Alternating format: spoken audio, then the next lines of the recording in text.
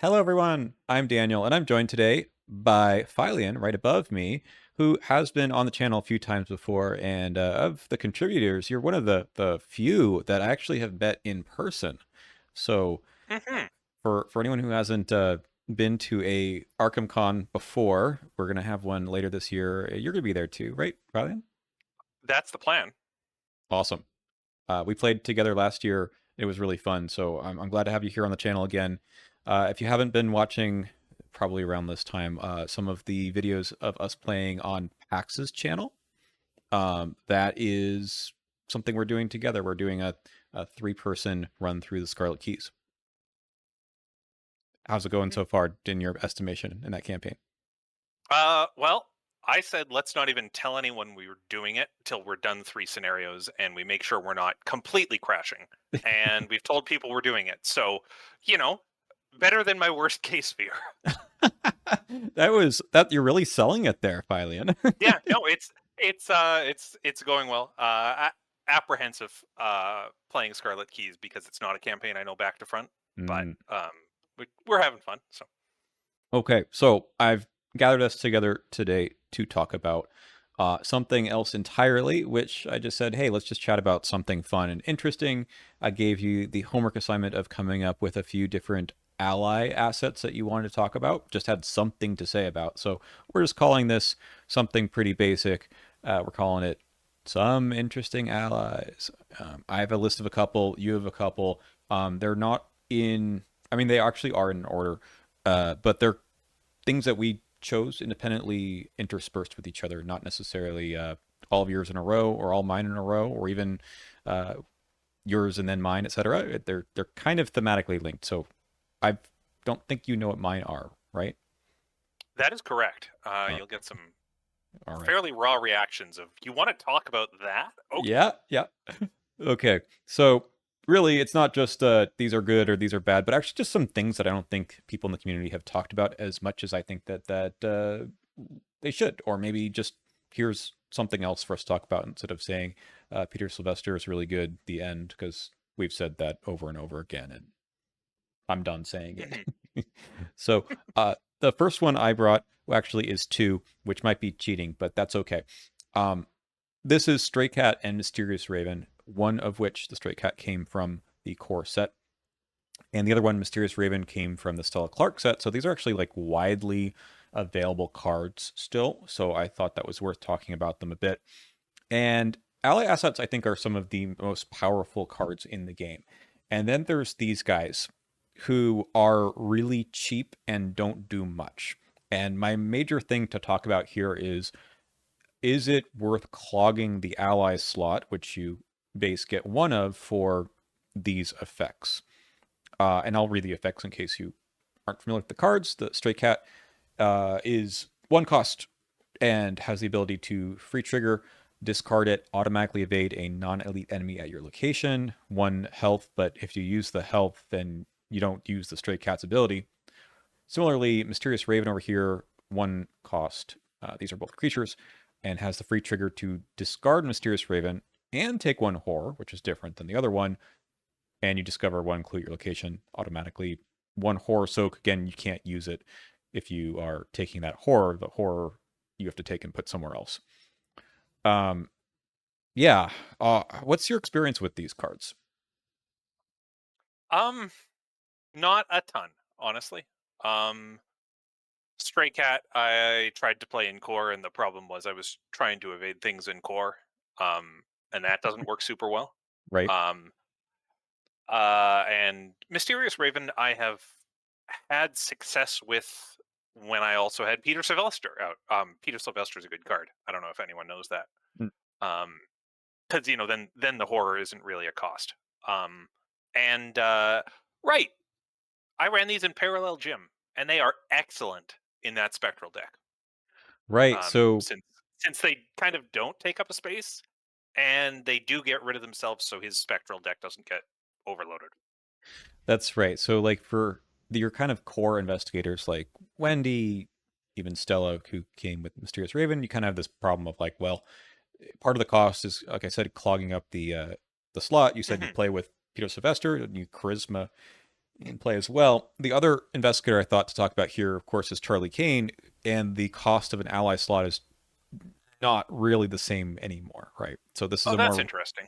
this is a more recent investigator, but he makes an interesting use of these cards because the again, he likes cheap allies just because you have the extra slots and you get to use them for the ability to exhaust them, getting +1 plus their either agility icon or the intellect icon for the Raven to help out on your test before you actually want to use them for their regular ability, if at all. And I've seen people play like a Charlie Kane creature deck. There's other ones that are kind of similar to this. There's, well, not really. The goat, the devil card in Hemlock Vale is a creature that has kind of a quasi ability like these, but you have to defeat it in order to get the extra damage or damage at all.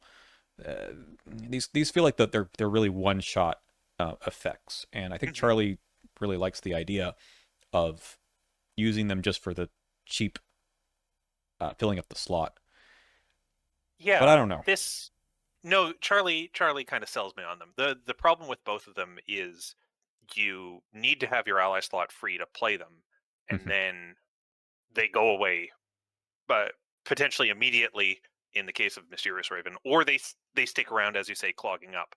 So even if they're not actively in play, kind of the opportunity cost to be able to play them is mhm. clogging up your ally slot.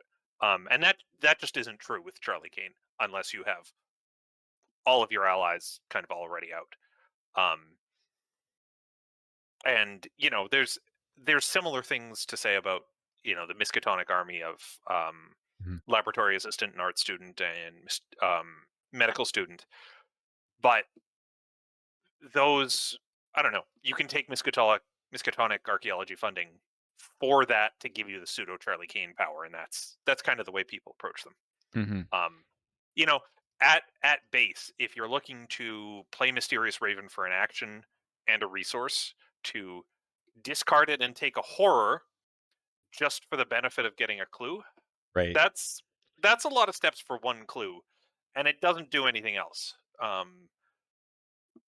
You know, yeah, it could take a horror for you instead of giving you a horror, but I don't want to do that. So Right. That's the these thing are tough sells outside Charlie. I'm in glad you mentioned it. Survivor, there's kind of an interesting idea of like Yorick recurring them from his discard pile. Maybe there's other folks who are interested in playing that game too.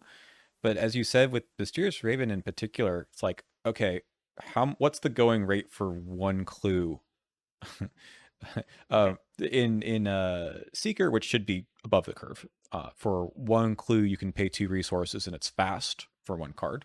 That's it's not even that great of a card in the grand scheme of things, but it does do work.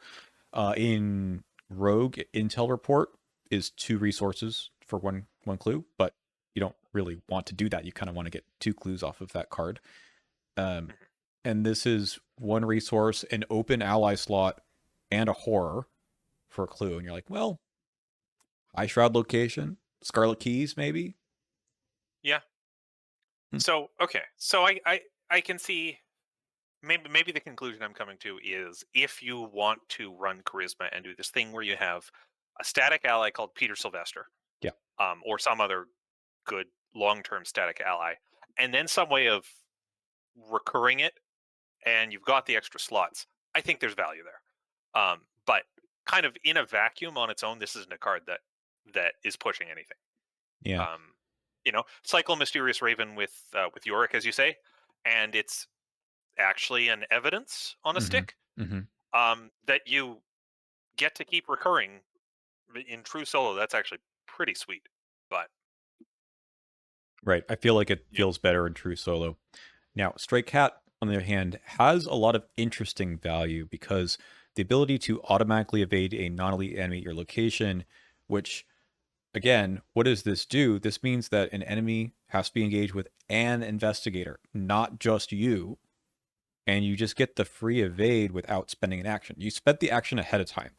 You talked about Mysterious Raven as being a card that you probably just play and then automatically use right after it was played, because why would you play it if not?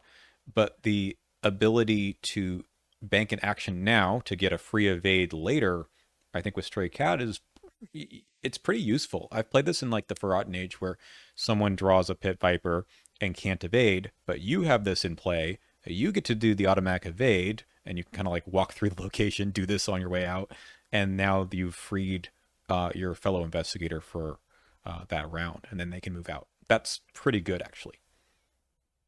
Okay. Yeah.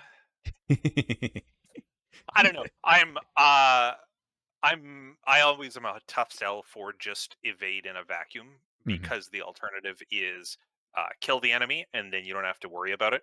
Because evade doesn't stop Hunter, it doesn't stop the doom on an enemy. Right. Um, it does stop vengeance. So I'm not going to say there's no use for Stray Cat. Um, I'm going to call it a tech card and be nice Yes. to it. Yeah, There's exactly. I there's a lot you can do with it if you're being deliberate about it. If you put Stray Cat in Preston, again assuming charisma, you've got Delilah.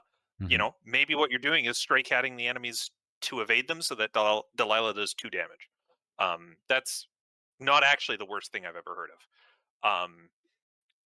Maybe you're using it to evade enemies, aloof enemies who are super obnoxious, so Mm. that Kaimani can fast engage them, tie their shoelaces together, and now you only took 1 action to handle an aloof enemy. Um, That's so pretty I'm good. going to call it a tech card. Like it's a hard sell if all it's giving you is an evade. You got to tie that evade to some deliberate plan. Yeah, that's fair. I think as a core set card, it's worth just talking about it as everyone has this in their collection. And yeah, I mean, I'm still kind of like, well, these cards are kind of neat if we had a little more support for the really cheap ally. The problem is always going to be, I wish my ally slot was better. And there are a lot better choices out there that can do more. But I think you're just never unhappy to see the Stray Cat out unless you're the one who spent the resources and everything Yeah, to put it out. yeah. If you're Like, my teammate, play 2 stray cats on the first round of the game, and then evade the enemies that are going to be a problem for me. yep, Please, yep. I beg you. All right. That's all I have to say about these two. I think they're just kind of interesting in the grand scheme of things, since the rest of the allies we'll talk about are, maybe this is like the bare minimum that an ally can do. Again, the Raven is kind of weird just because Discover One Clue is not a unusual effect. Let's go on to another core set card that you chose. This is B Cop level 2. This is Beat Cop level 2. I actually can't see your screen. Let's not worry about that. Oh, But it does help when you announce the card. yes. This is Beat Cop level 2. Um, and the reason I chose it is actually because of something you and Pax did recently. Do you know what that would be? No. What did we do? Uh, so you guys were playing solo Nathaniel. Oh, yeah. Um, and it's this really interesting gameplay that I encourage you to go watch because it's this deck that leverages crowbars, and crowbar is great for hitting things for 1 damage at a time. Mm-hmm. And you watch these guys play with Nathaniel, and you go, your problem is that you only do 1 damage at a time. And that's why I think everyone should always ask themselves, if their goal is to kill enemies, can they run Beat Cop 2? And should I put it in this deck? Should I think about that? Mm-hmm. Because it it solves this problem I keep seeing in people who have said my job is to handle enemies, and then they're 1 damage short all the time. Yeah. And I'm if you've spent the 4 resources in the action earlier in the scenario, now you can just do that extra damage on tap, and you can use emergency aid to heal it, or you can Mm-hmm. use clarity of body or healing, uh, soothing melody. Silly Valley, yeah. Any of these things that heal allies. Beat Cop 2 is a great target because it is just giving you these free extra damages on tap. Also, it's +1 stat. That's pretty cool. But think about when you're building your deck. What is your job? Is your job to be killing the enemies as they show up? Because there's a lot involved with that. You have to move to where the enemies are. You might have to engage them if you're running machete, or if Daisy's low on health and you don't want to accidentally kill her. You want to Hmm. be sure you're squeezing out all that damage before they do some weird attack in the enemy phase. If you don't actually get them, they might just be aloof. Yeah. But there's also a tactical piece I want to throw in here, which is I also see people make the mistake of like they're set up, they got their weapons out, there's an acolyte one space away, and their turn is move, beat cop the acolyte, Yeah. go, what do I do with my other two actions? No, no, no, no, no. That's where you take the fight action against the acolyte. You kill it in one hit, and you've still got some other action to draw a card, play something, whatever. Beat cop is when you are missing that marginal damage. You want to throw it in because if you smack down beat cop and ping 3 acolytes and have all your actions left over, beat cop has undone its job. Like, great, it did it, and it's still not going to help you when you need it. So Yeah. that's You, that's my soapbox about beat cop 2. If you're not running it and you're not doing the damage you should be, it should be in your deck. so I'll just ask you the question. What if you're not running it because you said, this is a corset card. I've been playing it for 6 years. I'm done with playing this card for a little while. Like, what's the alternative, right? This seems like a good baseline. Is there anything else that you can do Um, instead of B Cup? So that's a really good question. We do have multiple vicious blows now. We have Mhm. vicious blow. We have strong armed. We have long shot. It's not in Guardian, but we have long shot. We have Hunter's Mark. Mhm. So we have a lot of options for cards that are effectively extra vicious blows. And if you don't want to run Beat Cop because you're sick of running Beat Cop, or you just want to do a um, I was going to say agency backup build, but agency backup can do the damage. You just want to do a Gret build. Mhm. Um, if it's something like that, I'm not saying you have to put Beat Cop in. Just make sure you found the other damage options somewhere. Yes. Yeah, that's exactly it. If you are you short on damage? If so, then you need to find some way to do it. And this guy is so key to any build. You don't have to run him, Yeah, do something else then, but you need to yeah, basically do what he does. Hmm. yeah. Okay. How about another Guardian ally? Now we're looking at Tetsuo Mori. Is he an alternative for Beat Cup? No, absolutely not. Um, He is a if Beat Cop, right? Tetsuo, uh, hmm, He's on some kind of beat. I don't know what the beat I is, but he he is a cop. he is, and now I'm uncomfortable with this question. No. So I'm not gonna say don't run Tetsuo. In fact, I am gonna say run Tetsuo. You will be everyone's best friend if you run Tetsuo. It's like running Stray Cat, except even more so. Mhm. Um, I think I think Tetsuo is kind of my ideal Guardian ally in the sense that Guardian is a support archetype as much as it's a killing damage archetype. Um, Mhm. or killing enemies archetype. If you want to build a deck that's going to help out the other people at the table, Tetsuo is actually one of the best ways you can do that.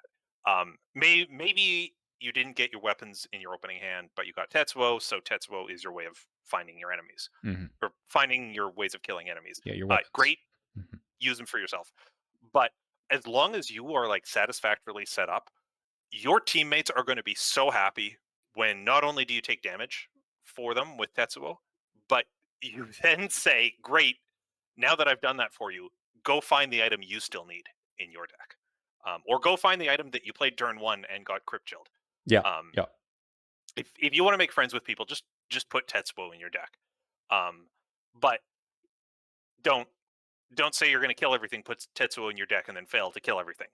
Your support is only good if the enemies are already being handled in some way.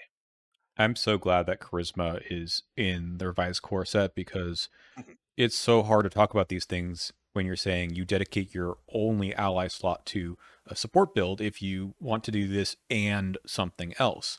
I'm playing a Mark Harrigan deck on the channel that's running this as basically the ally. And the other reason I'm doing it is because it's cheap, right? Mhm. B Cop and B Cop level 2. I mean, there's other funny things going on in that run why I'm not investing into allies, but having a relatively cheap asset to put into play that can take damage, the horror is also good, is nice. But I don't really play him that much because I'm so concerned about exactly your thing you said. It's like you also need the way of doing damage. If you can't do that, then the answer is you should have been playing B Cup. At level Yeah. 0, though, that maybe this is an okay, I don't want to say stopgap because they're very different cards, but Yeah. maybe this has Here's as a level 0 build, and then level 2 you can start doing something different. Yeah, I have also successfully run Tetsuo and a permanent Guardian ally, kind of under the idea that maybe turn 1 I play Tetsuo, Mhm. and for the first round or 2 he's soaking damage, and he is in play just to trigger his on defeat effect as fast as possible. So I'll soak for the team if I need to trigger that. Um, and then it's goodbye Tetsuo. You've done your job. Thank you for your service. Now I'll put my real ally in that's going to stick around all game. Mhm. That makes sense. So you don't even need charisma for that because you're looking for this guy just to die. Yeah. Yeah. Cool. Sorry, Tetsuo. You're too good at your job. Exactly. I mean, he really is that quintessential character in a story that just is. His job is to be off in the first 5 to 10 minutes of the story, right? Yeah. Let's move on to one that I chose. I think the next two are ones that I chose, and then actually after this, we're going to talk about some campaign cards. So there'll be some spoilers there, but we'll tell you before we get there. This is Arcane Initiate, but not the level 0 version. This is the level 3 version. And while I think to this point we've talked about cards that we have something interesting to say about whether or not to include them, this one, I don't really understand this card still. So I love Arcane Initiate level 0. Staple. Comes in the core set. It costs you 1. It after enters play, you have to put 1 Doom on it, but it's teaching you that that's okay. You play it during the witching hour when the Doom doesn't matter. You play it in decks where the Doom is helpful because you need Doom to make your other effects go. You play it in any deck where you think you're just going to kill her anyway, and there's a lot of different ways to do that in Mystic. Now, upgraded Arcane Initiate is a level 3 card. And the differences are it costs you 0 instead of 1, which is, I guess it's not nothing, but it's 1 resource. And then it has this forced effect that is now either you place 1 Doom on her or 2 Horror on her. How can you do that? Well, the other difference is that she now has 3 Sanity. Level 0 only had 2.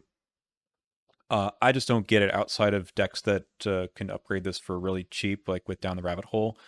Um, I want my Arcane Initiate to die, which is also why I put her on in the slide right after Tetsuo. That it's okay. I don't know if I've ever put just 2 Horror on her. I've always taken the Doom because that's why she's in the deck.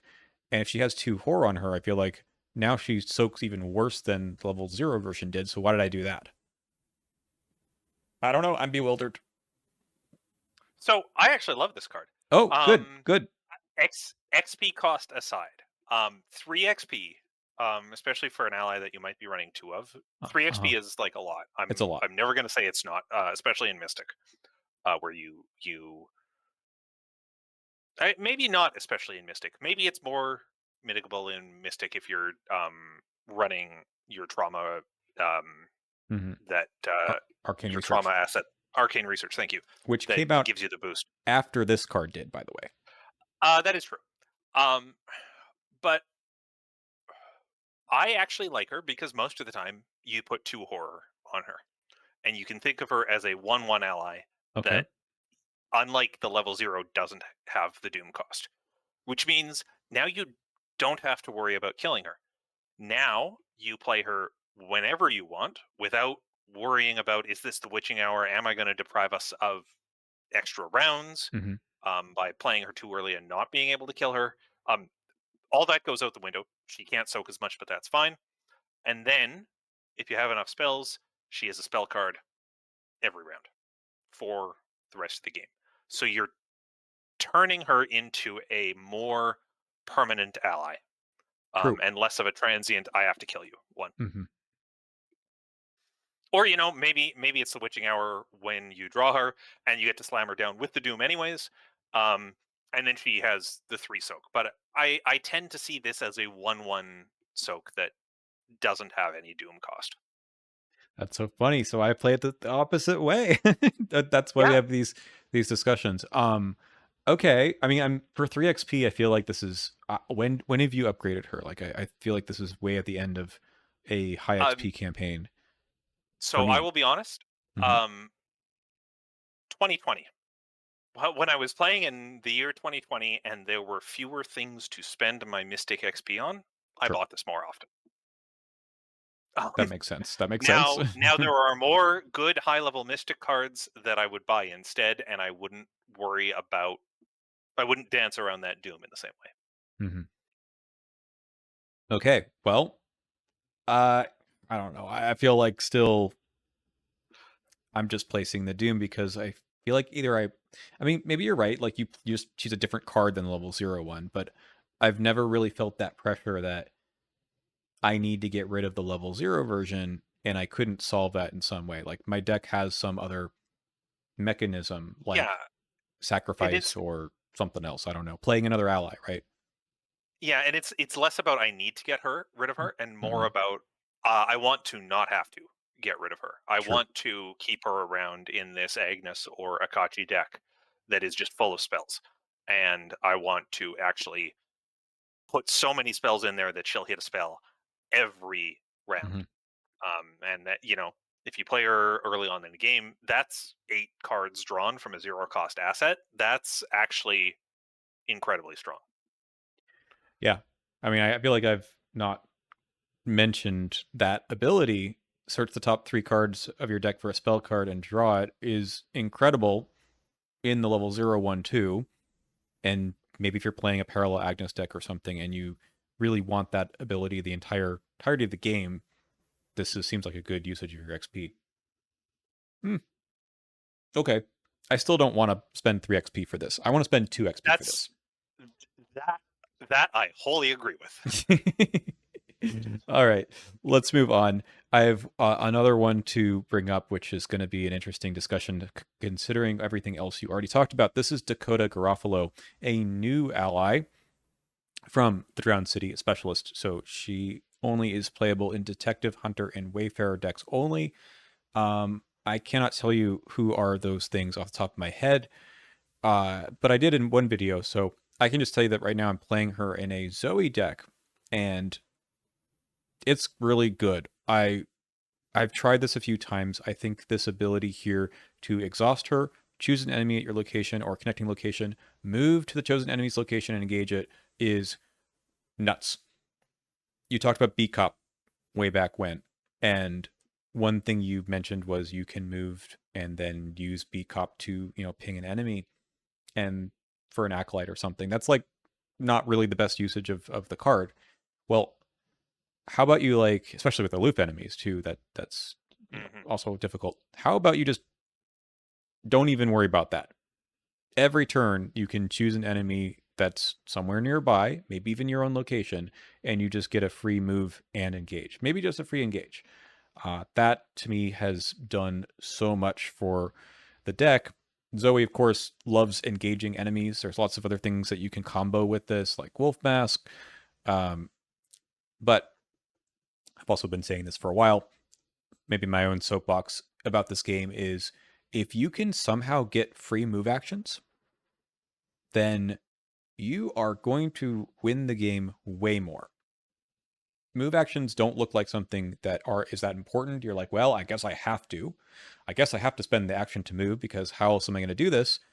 But we already know Pathfinder is a really strong card. Every seeker loves to see shortcut like 4 or 5 times a scenario. We've This is seen the recent boon list that is like explicitly suggesting, hey, if you're having trouble, particularly with true solo, mhm. try giving yourself a free move every round. It really smoothed things out. And when you start playing with those sorts of cards in your deck, when you don't have them and you notice suddenly that your turns, especially in the later part of campaign, were eaten up by moving, you're like, the enemy spawned there. I had to move and then engage and then fight. And guess what? I couldn't do enough damage. and then a new thing popped up next turn. And I haven't even said anything about that while there's a creature, monster, enemy, or location thing, because it's not irrelevant, but that's not why you play this card. Yeah, I want to talk about that part. Sure. Um, I think I think if you look at that sentence and then look at how often that does or doesn't trigger, you will be disappointed trying to evaluate this, Yeah. and you'll undervalue it because that isn't on very much. I think if you strike that line, this is a good 3 experience 4 cost card with Mhm. the essentially free Pathfinder / shortcut every round and the free Riot Whistle every round or Mhm. Taunt every Yep. round. Yep. Like, that's ridiculous to pack that into one card. Um, so like, ignore that text about the +1 will, +1 combat, um, until there is actually a creature or a monster, and you can be like, ooh, and I get +1 combat. But just pretend it's not there most of the time. Yeah. It's just Because you'll it, feel bad, and I think that devalues this. yeah, and then you also feel weird about like I already killed the enemy. I no longer get the +1 willpower for my Mythos phase, but Yeah. yeah, and it's also campaign dependent. Some campaigns don't have as many creatures if you're in a very humanoid heavy Yep. scenario. But look, the bottom part, it's choose an enemy. It could be an elite enemy. This is a free move when Yep. you need it the most, honestly, right? That's the whole point. And I mean, Pathfinder is crazy good, but this is maybe a more fair version of that. And Mhm. if you ever find yourself in a situation where you exhaust her and can ready her and use her again in the same round, it's really fun. You feel like it's not like one of those cheesy things where you're like, I broke the game. It's more like I discovered something kind of cool. So Mhm. a free movement's good. Okay. I don't think you have any more cards that you brought that are generic cards, player cards that you can just buy, right? No, I don't. I just want to talk about story assets now. Okay. Me too. So the rest of them are going to involve some campaign spoilers for a side scenario called Carnivale, right? Something like that. Mhm. Drowned City will be another one. Return to Dunwich Legacy and the Forgotten Age. So Mm. buckle up. If you haven't played any of those or you haven't played some of those, feel free to skip. But it is kind of interesting that there are so many story allies out there, and comparing them to what you can just outright buy is somewhat of a topic we'll cover here. So the first one is Ichaka. This is from Forgotten Age, of course. So what do you want to talk about with her? I don't know. Have you looked at this card? Like, I just, it's been a while since I played the Forgotten Age, and I just want to show everyone the text on this card because it's insane, right? Like, I'm just a big fan of this idea that, yeah, okay, so you have +1 combat and +1 agility on the ally, and maybe the point, maybe you can give those both to the same person, and that's good. Mhm. But maybe what that means is this is a story ally that's good in multiple people's decks. You can give it to someone whose job is to fight, or to someone whose job is to evade, and either of those characters are going to do great things with her, and also get a boost to the thing they're less good at. Mhm. Um, there's there's a little more incentive to put her in a fighter who is more effective against fighting enemies with her, even more effective against victory enemies, because then the fighter also gets to heal horror for killing things that go to the victory display. And But Ichitaka. and Ichaka, yeah, so you're kind of getting 2 horror heals out of it if you need it. But I think she's also incredible for the Forgotten Age campaign where you have all these Vengeance X enemies that you probably don't want to kill that you can just evade so much more easily. At +2. Um, That's nuts. at +2, there's also something I want to shout out, which is the +1 combat and the +1 agility are no matter whether or not you're fighting. So if you're just a 3 agility investigator, you like Mark Harrigan, you take her for the plus combat because you're killing things. You still have +1 to your agility for, say, Mythos tests. That doesn't go away. You can still use her to bust open locked doors. You just get the extra +2 when you're evading vengeance. Um, I just think this is an amazing story asset. Um, and if you haven't played Forgotten Age in a while, take the Ichaka path. Make sure you save her in Threads of Fate, and see what happens when you actually get her out early in the scenario. It's just an incredible experience. She's what I want to see in a story ally, which is like she shows up from your deck, Hmm. and you go, great. The entire dynamic of this scenario just changed because a named character from the campaign guide is in play and is affecting or it is boosting me. What's interesting to me about this as well is that you don't just automatically get her, right? Hmm. Well, you kind of do, but like it's scenario 3. You have to do a few things in order to get her in play there, and then she's added to your deck if you do well. And even if she's not added to your deck, then she's still part of the story. So this is actually like an additional boost that she really is on your side. Hmm. And maybe she'll go away later, maybe not, depending on how things are going. So I like that part of the story that she's not just like like being part of your deck represents something. And the story allies that came out in subsequent campaigns, which were, well, not much in Circle Undone. Well, I mean there's something, but um, No. kind of. And Dream Eaters has kind of a weird situation there too, with an ally that actually has 2 stat boosts as well, that are Yep. pretty strong, but they are not really part of your deck for as long as Ichitaka is. She's such a core component, I think, of the story and what path you're on. Um, Innsmouth also does sort of a weird thing where you don't always get the story allies all the time, so I feel really safe when you know about each taco's on your side. Good shout out. Yep. Oh, Justin, when we played Forgotten Age recently, he played York, and you know what's a really funny interaction? Oh. There are other ways to add enemies to the victory display. Yeah, he does give you that little boost. Yeah. So you get Oh, that that's neat. extra heal. I played this campaign. I played this game for a long time. I'd never seen that interaction before. So always Yeah. something to discover. I Great. I yeah, I've been playing this game, as I like to tell people, since launch, so 8.5 years, and that never crossed my mind until now. So I'd never seen it before, and I don't think he had either. It was just sort of something we realized at the moment. All right. You have another one. This is Abbis Alegria de Biase. Most yeah, Quest. when was the last time, Daniel, you played Carnival of Horrors?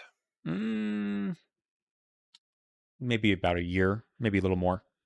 Okay, so more recently than I thought when I asked the question. Hmm. When was the last time you had issues with movement in a campaign? Well, rewind the video a little bit when we just talked about Dakota. Yeah. So in that same vein, that Dakota's incredible for movement exactly when you need it. The Abbess is incredible for movement in the whole team whenever someone needs it. So yeah, she's 4 resource cost, but it's fast, exhaust her, move from her connecting her location to a connecting location, or to her location from a location connected to it. Mm-hmm. Any investigator may trigger this ability. So she is a shortcut to you or a shortcut from you for anyone, including you. And I think that is just an insanely strong power to have in almost any scenario. Um, you need your fighter to get back to you to pull an enemy off you. Great. Mm-hmm. You need to send your fighter over there to kill an enemy. Great. You need to send your clue person in so that they take one fewer action to um, clear a location that'll do 3 damage at the end of the round. Um, Also great. You know, we talk about the things that are slowing you down to win at Arkham Horror, and movement, as you've said, is definitely one of them. Way up there. And this just solves so many movement problems. So I don't know. if you're 3 scenarios into a campaign and you're like, yeah, we're doing pretty well, but movement's an issue. Pack up, go to Venice. Hmm. You do have to do exceedingly well. Like save everyone Yeah. in this scenario. Notably, that is much easier to do now than it used to be when the scenario came out. We've got movement tricks, we've got more damage, we've got just more clue compression, all these kinds of things to make the scenario easier. And then you get this ally put into your deck that, again, just solves problems for you. Yeah. So story rewards are interesting because yeah, you have to go play a side scenario. And this one's, I don't know if it's the toughest one to get, but it does require it does require perfection, right? Yeah. It is a very powerful ability, but it requires you to do quite a bit to get there, which I think is fair, right? The text on here is reads very good. Will you always get her in your deck? Maybe not, right? And I want to contrast that with something else. Okay. Do you have anything else to talk about with her? No, I don't. So please go ahead. This is Ruby Standish. Excellent choice. She's a master thief. This is from the Drowned City. So if you haven't played Drowned City, you might not know what we're talking about. And I mean, there's a lot of things to that surround Ruby and her inclusion in your deck. But the biggest thing is you get her in scenario 2 if you choose to go east. You get her in your deck. So maybe she won't show up, but she has a text that you get +1 agility, no questions asked, and free trigger if there are no ready enemies at your location. Exhaust Ruby Standish. Move to a connecting location. Little bit of a theme here today, huh?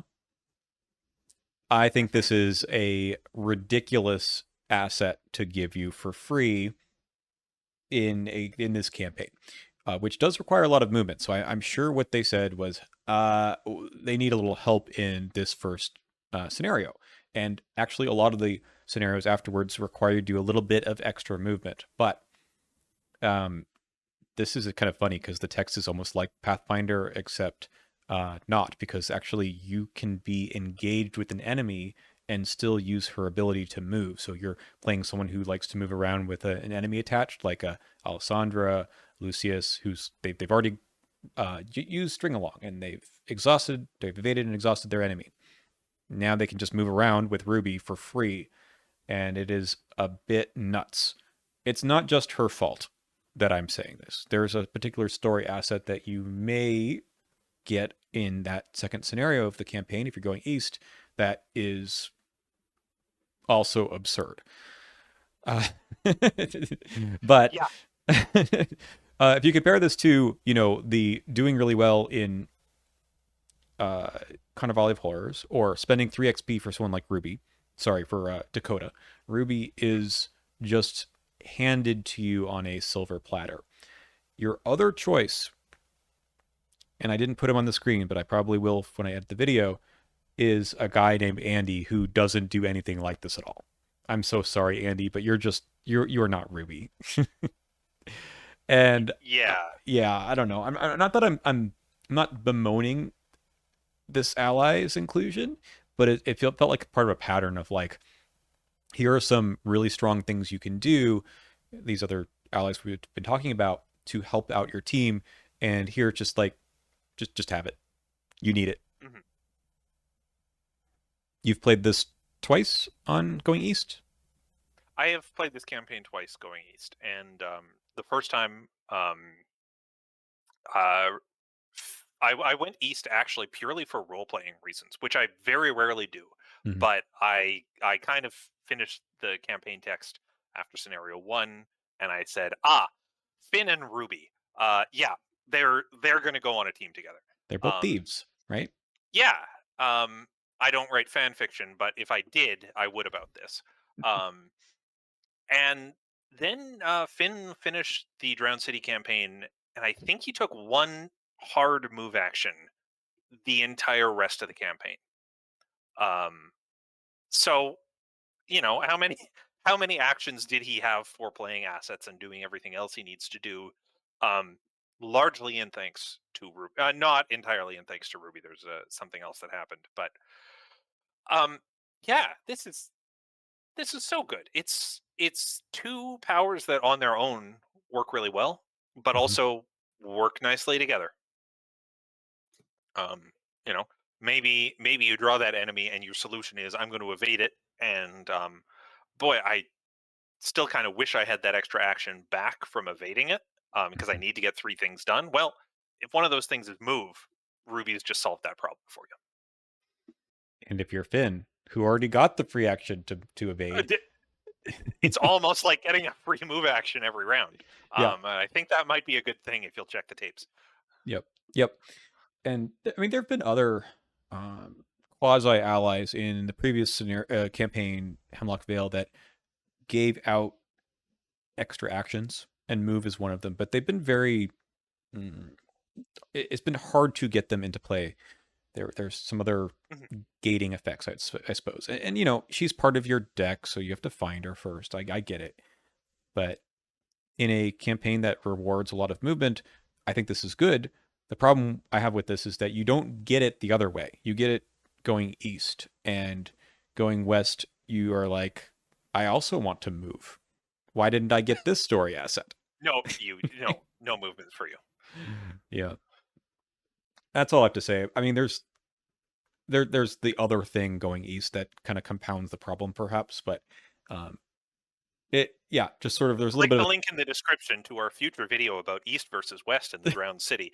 I'm not promising to make this video, but imagine it exists. yeah, we probably could. Have you played at West at all or Uh, I might start after this. We'll see. okay. I've played it twice going west as well, and it is a noticeable difference to not have her in your deck. All right, Mhm. let's finish off with one last ally asset, and this is Naomi O'Banion, a 5 cost ally.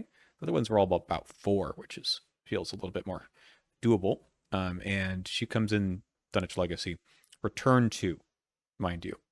She's also in the Mhm. Drowned City, by the way, with the same art, just not an ally that you get to include in your deck. She is not entirely ally unlike. As in you can use her to damage other people. But That is yeah, true. she is not technically an ally in the Drowned City. So uh, I'll read the text here because there's a lot here as well. There's Um, a she, lot. Yeah, she's please unpack this. Yeah, there's a boatload of icons, by the way, but she baseline gives you +1 intellect, +1 combat, and then as a reaction, when an investigator at your location reveals a non-autofail chaos token during a intellect or combat test, exhaust her, cancel that chaos token, and reveal a new chaos token. For the remainder of the test, if another copy of the canceled chaos token is revealed, cancel it and reveal a new chaos token. Okay, so this means that you draw a token, you don't like the token, but it's not an auto fail. You can leave the token out, cancel it, get a new token. If you happen to draw like another skull, because the first one you drew was a -6 or something, you draw another one. Hey, it's also a skull. We'll cancel that again. We'll keep revealing new tokens until we get one that is not the original one that we canceled, I suppose. That's the ability. 3/3 soak. Yeah. So actually on paper, there's a lot that is in a vacuum good about this card. 2 stat boosts, great. Um, kind of once per round, like she doesn't have an additional cost of give her damage or anything. Mm-hmm. Um, you can not just for you, but for the whole team, block the worst non-auto fail token in the bag. That's great. 3/3 soak, also great. So if we look at what's printed on this card, I actually really like it. My beef with this card is it comes in scenario 7. Stefan. The campaign guide calls it 6, but in the 7th scenario you play of a campaign out of 8, and only if you have done kind of the hardest stretch goal earlier in the campaign in the second scenario you played, and you had to play the first 2 scenarios in the correct order to get it. That's This right. is a really cool story ally, and I am mad that I had to wait that long in the campaign, and then I've only got 2 scenarios to get her out, and also there are 2 scenarios that are actively milling your deck, so you're not even certain you're going to draw her.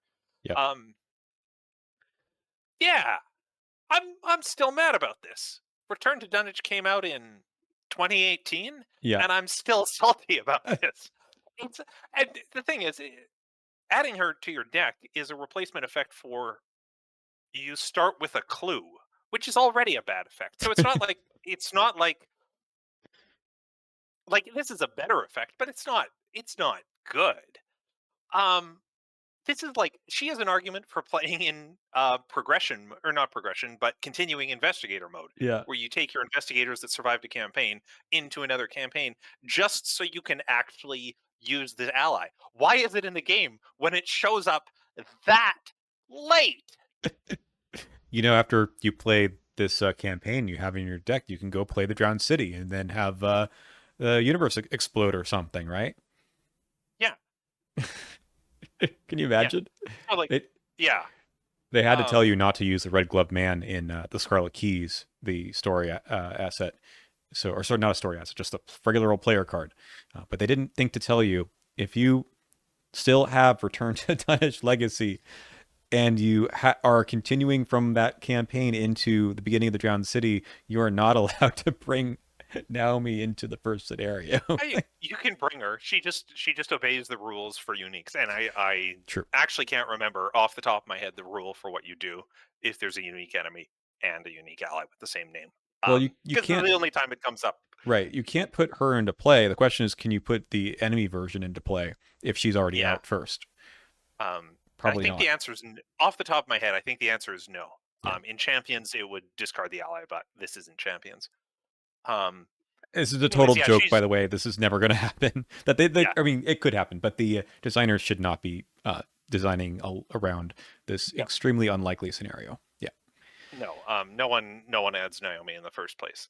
So she is, she's a really good contest or contrast to the other story allies we talked about, who are your rewards earlier in the campaign for things. That's what I love to see with a Mm-hmm. story ally. And it's funny because I can sort of say, hey, Ruby comes in too early because you get her from scenario 2 and there's nothing you need to do to get her in your deck. You just play the campaign. The Abbis, you have to do something kind of hard. Ichaka is a really nice, like, in the middle version of this because you don't get her right away. So you aren't necessarily building your deck around her. And you have to do well. You have to do well and be on her side in order to add her to your deck. Interestingly, Alejandro, who's kind of the foil to um, Ichitaka, if you go his route, you get him earlier. Hmm. He's not as good. And you know what? I also love him as a story asset in terms of here's this guy from the text. He shows up.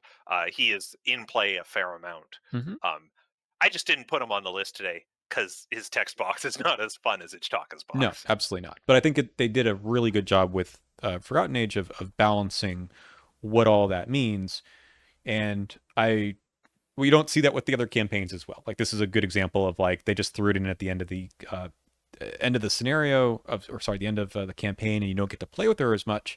I feel very similarly with the 4 potential story assets you could get in the Circle Undone, which that one comes in Oh one yeah, scenario earlier, right? Scenario 6 potentially.